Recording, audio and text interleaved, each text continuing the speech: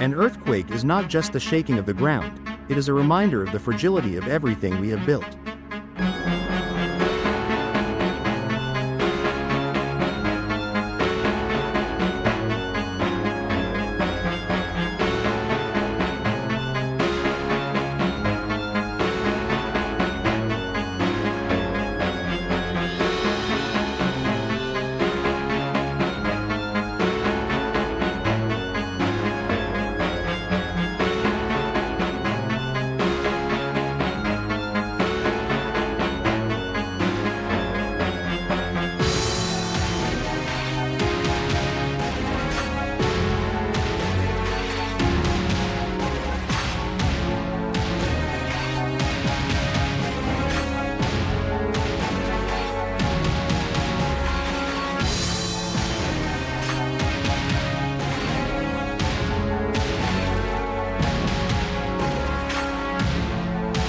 When the earth trembles, it not only destroys buildings but also exposes the cracks in how we treat this planet.